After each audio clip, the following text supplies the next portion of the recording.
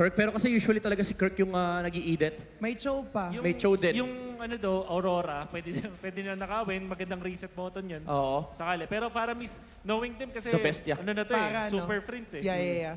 Super friends. Pero may Valen pa rin. Ang di lang maganda doon sa Valen, dalawa yung parang masyado magandang target na kunin. Baka magkaroon ka nung... Magdadalawang isip ka kung ano kukunin mo.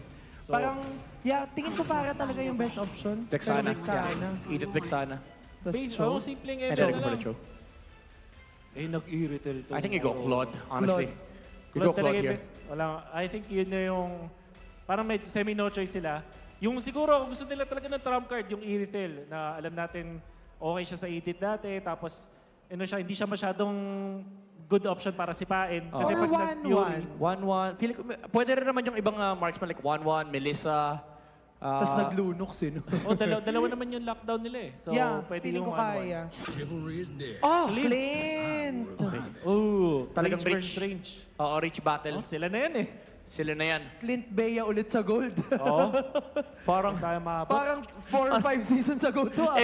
S7 talaga to eh. S7. Imagine mo, bumalik yung E, bumalik yung Clint, yung mga Lunox bumalik Pero, din.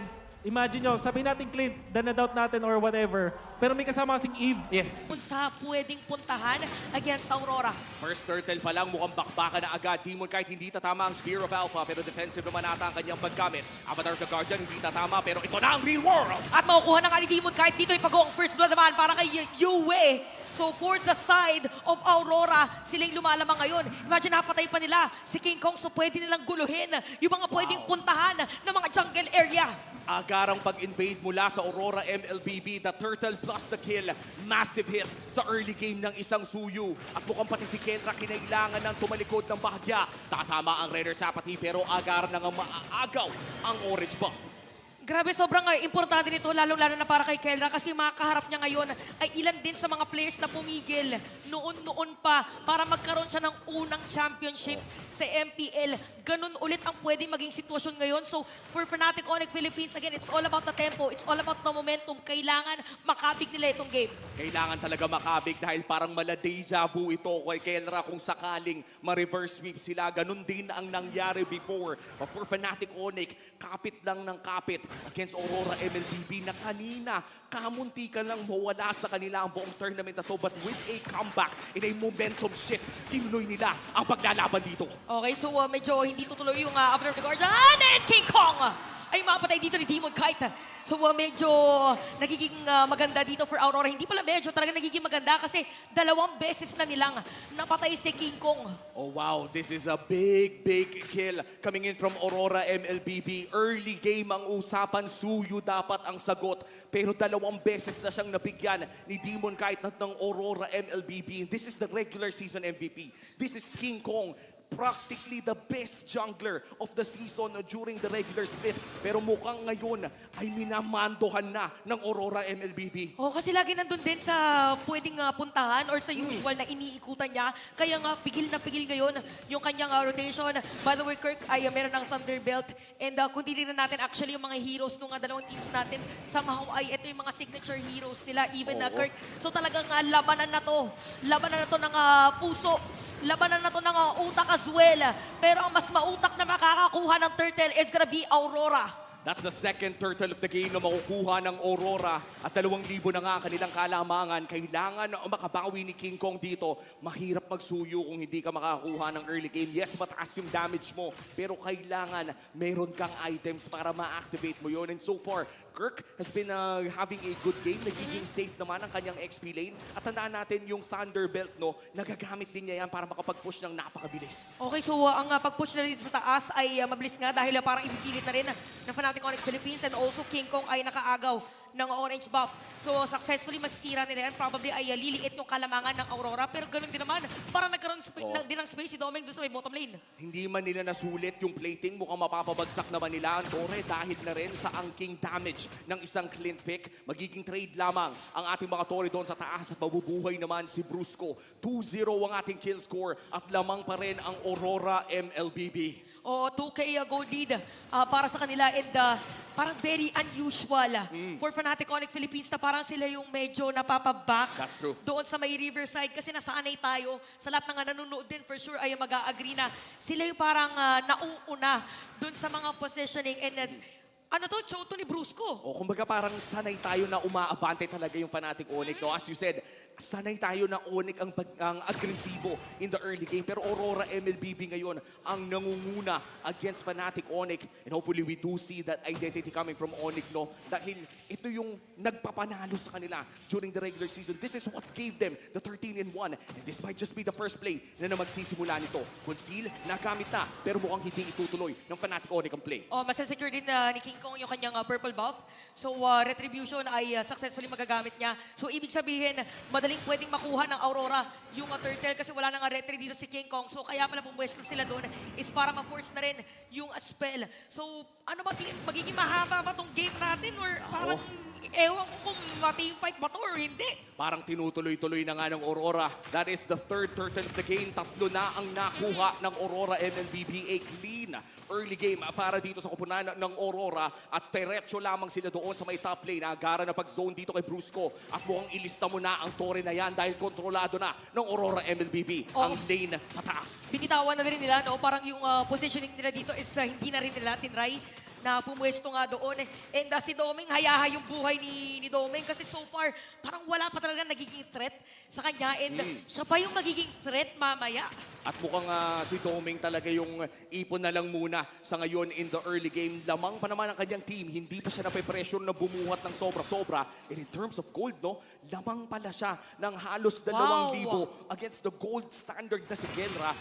Pero in terms of damage naman, no, ay nandyan naman na yung damage ni Kenra. May Fury Hammer with 2 Legion Sword. Kapag nabuo ang BOD, kaya na rin mang-burst niyan. Good storyline na nabanggit mo ang gold standard at next standard dahil talagang magkakatutukan yan mamaya pagdating sa ating laban. But definitely sa may middle lane, pero set up play. Wow! Guard ay tatawagin. Hindi mo kaya still alive para mabaliktad pa yata.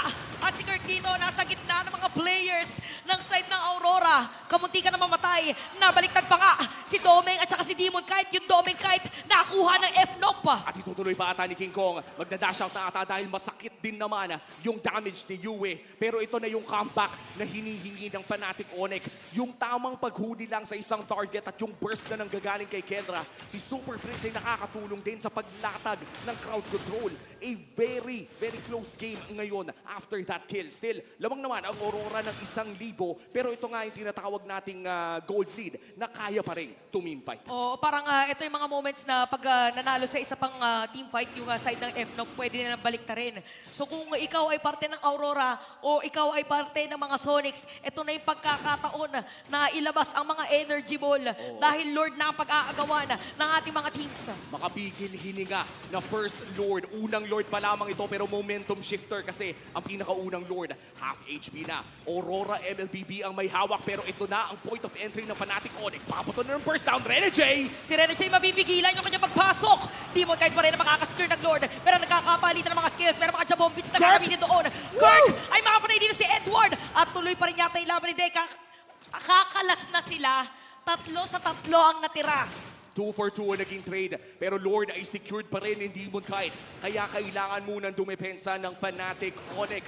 Grabe yung retrihan natin doon. Napaka-importante na makuha mo yung first Lord, especially in this Game 7, kung saan potentially nakakasira ng mental itong potential Lord push na to. Oh, especially also na nasira na yung second tier turrets, both top lane and even bottom lane. So parang sobrang hirap nito at some point for Fnatic Onyx Philippines na depensahan. And imagine the intensity of this final game para sa championship. Kasi 9 minutes pa lang tayo, pero 4-4 yung pinaka-kill score. Pero ramdam mo na parang nanggigigil lahat ng mga players natin. Even Renegade dito ay tinututukan ng Fnatic Onyx Philippines kasi anytime ay pwede rin siyang pumasok. At saka yung mga viewers natin talagang nakatutok na sa kanilang mga screen, nakatingin na sa bawat play na gagawin ng kanilang mga idolo, kanilang mga pinapanood. manonood dito sa MPL Philippines with that Lord in the top lane. By wave clear naman ng Fnatic Onyx, they have a Beatrix. Meron din silang Vexana pero tuloy-tuloy ang pag-push ng Aurora MLBB ng mga Torre at lumalaki na naman ang kanilang gold lead.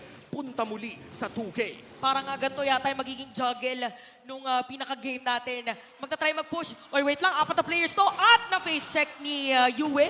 Pero may pang-escape naman yung Suyu. Napakadaming dash ng isang Suyo ngayon. Kaya nga nakikita natin na first pick yan in the blue side. Aurora MLBB still a 1.7k gold lead. Anybody's game pa rin ito. Lamang ang Aurora MLBB. Pero kung damage lang ang usapan, parehas may bawas ang dalawang kupunan. Kailangan lang talaga na may mahanap na isa. Pick off ang laruan ngayon. Oo, paunahan din namang bait. Aside from pick off kasi minsan yung akalang mapipick off ng isang team, Oo. yun pala ay pinaka-bait lang nila. Uy, pero si King Kong ay kanina pa nag-iisa. Pero alam niya din na merong players from Aurora doon sa side na yun. Tsaka nakahabol na siya sa gold dahil kung Oo, titignan ano? natin, parehas na 200 na lang ang lamang ni Demon Kite. Pero in terms of map control, lamang pa rin ang Aurora MLBB. Patuloy na nagpo-push ang mga wave sa Aurora MLBB at lamang sila around that Lord area. Kung maitutulak pa nila yung mid lane at pati na rin ang bottom lane, malaking tulong yan para sa kanila sa upcoming Lord fight natin, which is a Luminous Lord na lalabas na 20 seconds from now. 20 seconds guys sa lahat ng mga nanonood. I-ready nyo yung mga sigaw nyo dahil probably ayaw pwede makasira ng inhibitor turret kung sino man makakapag-secure ng Lord na to or pwede din na maging sobrang mahaba yung kanilang sayaw. Again, this is the final game. At after ilang minuto ay magkakaroon na tayo ng bagong kampyon sa MPL Philippines Season 14. Di na pwedeng magkamali. Lahat ng pre-practice, lahat ng inaral, lahat ng pinanood.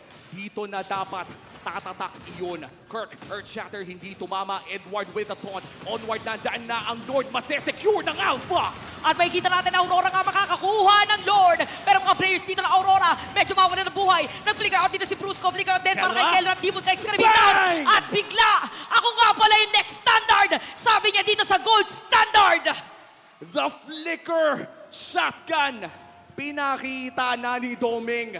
The next standard, taking out the gold standard. At nasa mid lane na nga ang Lord. Agaran itong lumabas. It is a 4v4 scenario. May wave clear pa rin naman. Nandiyan pa rin si Super Fritz. Si Rene J, umaamba lamang doon sa may bandang likod. Pero walang flicker play na pwedeng gawin ng Aurora ngayon. Oh, mabilis lang din ang madedepensa at sasalubugin na nga dito ng F-Nop.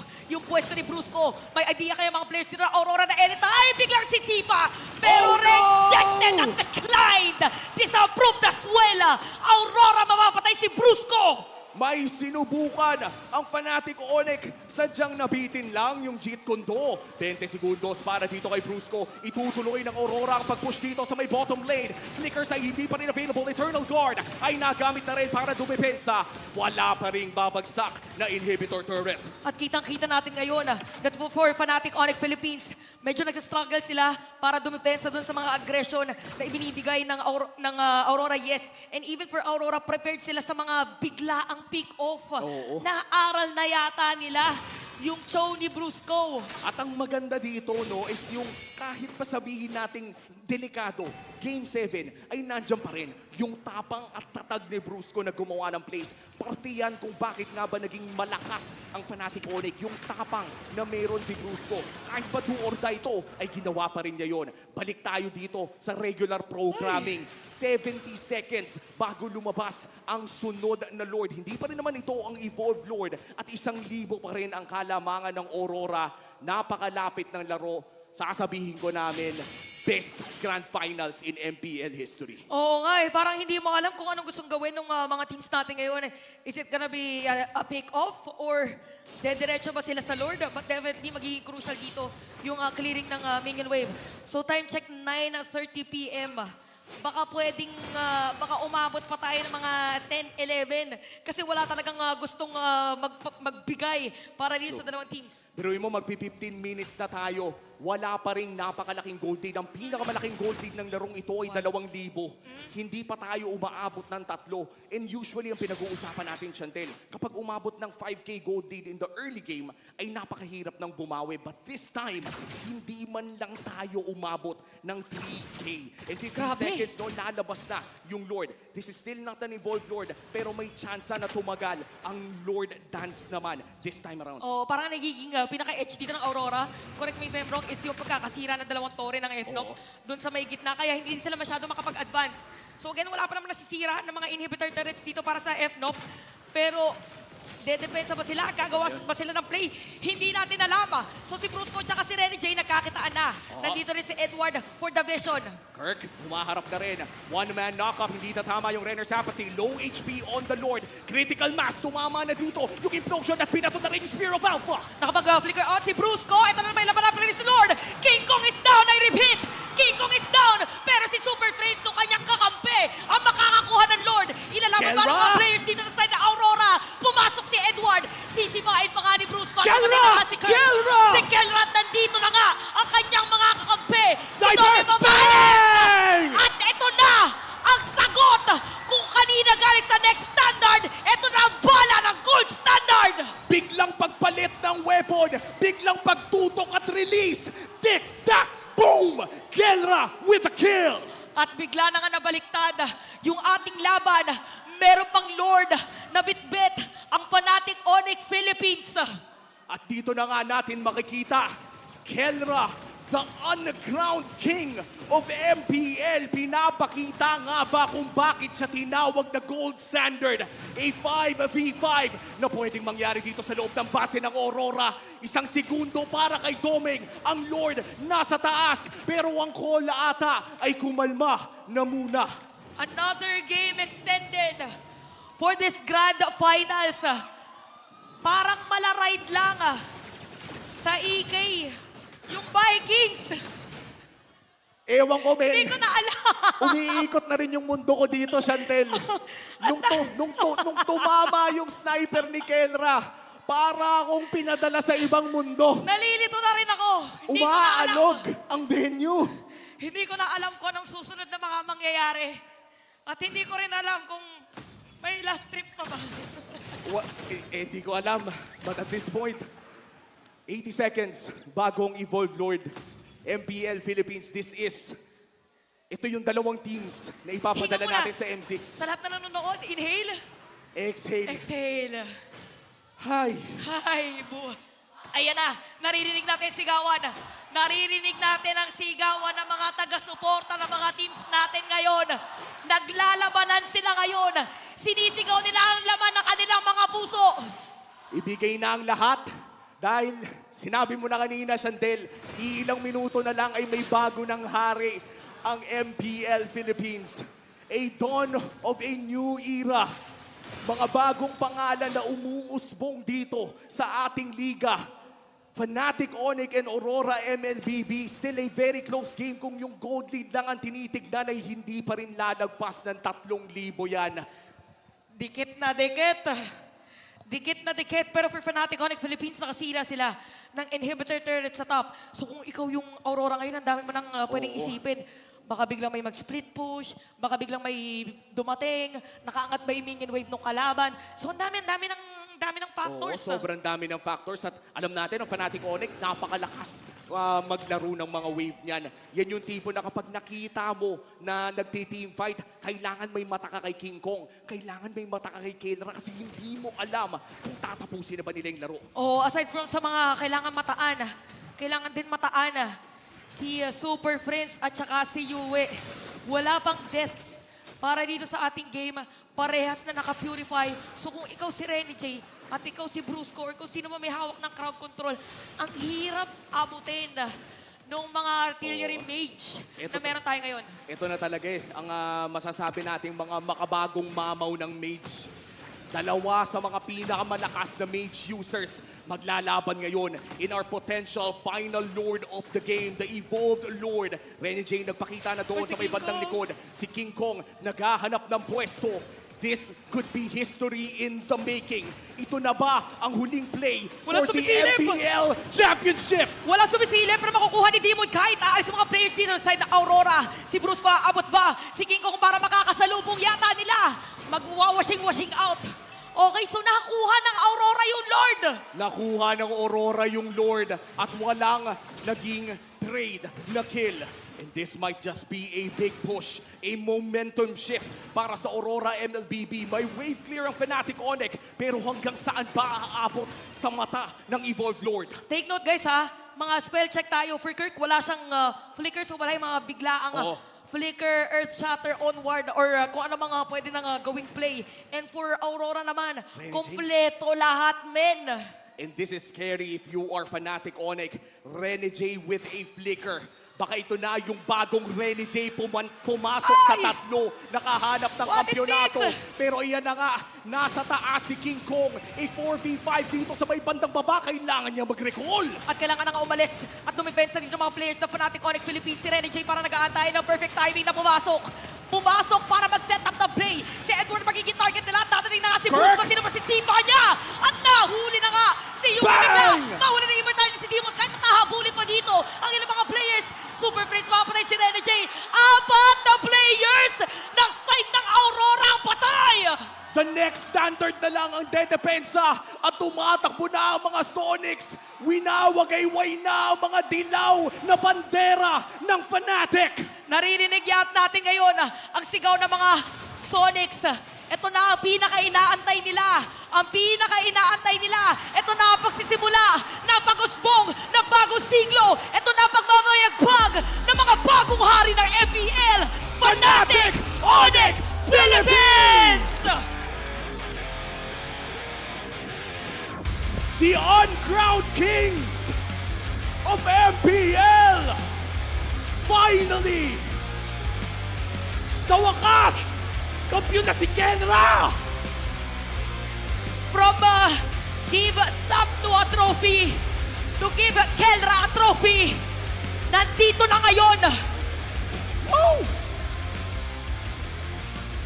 Ramdam na ramdam natin ang aksyon, ang emosyon ng MPL at ang kasiyahan ng mga Sonics na nanonood ngayon. 7 laro natin pinanood ng mga pinapadala at ipapadala nating teams for M6. 6 na weeks ng regular season at 5 araw ng playoffs. And this is it. Ang panapos ng seryeng ito, isa o baka nga hindi isa, ang pinakamagandang serye, ang pinakamagandang Grand Finals at ang unang kampyonato ng Gold Standard.